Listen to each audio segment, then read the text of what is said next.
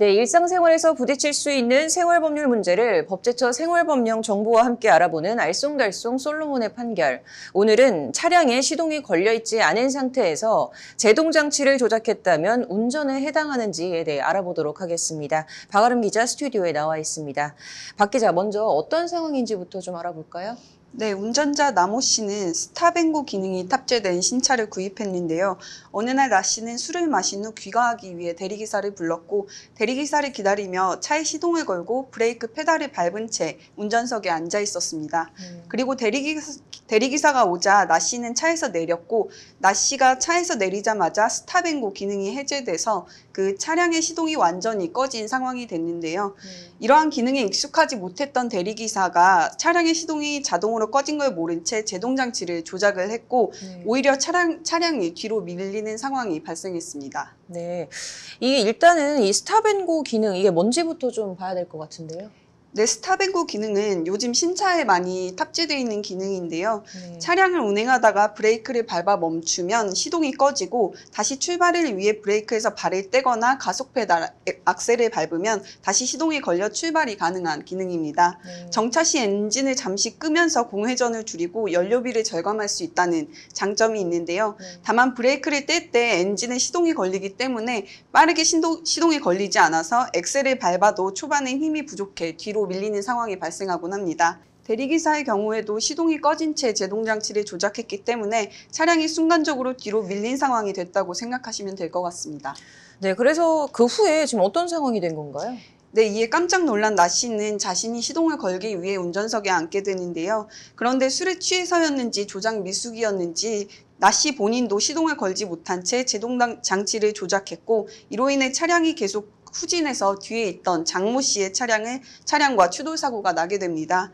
결국 이 사고로 장 씨는 다쳤고 나 씨에게 위험운전 치사상죄를 물을 수 있는지 여부가 쟁점이 됐습니다.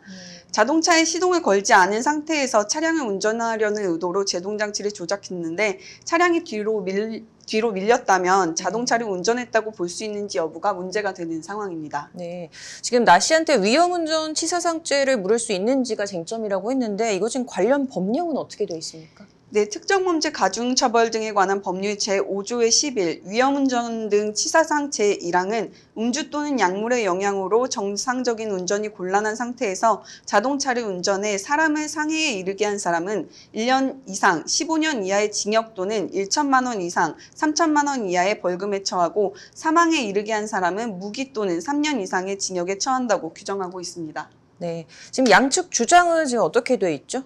네, 가만히 있다가 봉변을 맞은 장 씨는 나 씨가 술을 마신 상태에서 운전을 하려는 의사로 제동장치를 조작을 했고 차량이 움직여서 사고를 발생시켰다. 이에 나도 다쳤으니 나 씨에게 위험운전 치사상죄가 성립된다고 주장했습니다. 반면 나 씨는 새로 차를 사서 기능 조작이 미숙했고 차가 뒤로 움직이기는 했지만 시동을 걸지도 못했는데 운전을 했다니 그 위험운전 치사상죄는 성립되지 않는다고 주장하고 있습니다. 네, 들어보니까 양쪽 주장 모두 좀 일리가 있는 것 같은데 관련 판례가 있나요?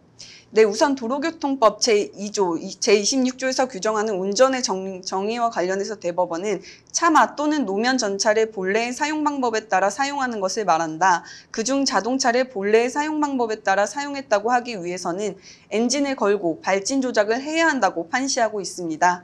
이에 대법원은 이와 유사한 사건에서 피고인이 이 사건 차량을 운전하려는 의도로 제동장치를 조작해 차량이 뒤로 진행하게 됐다고 하더라도 시동이 켜지지 않은 상태였던 이상 자동차를 본래의 사용 방법에 따라 사용했다고 보기는 어렵다. 따라서 원심 판결이 자동차의 운전에 관한 법리를 오해하거나 논리와 경험의 법칙에 반해 자유심증주의의 한계를 벗어나는 등의 잘못이 없다고 판단했습니다.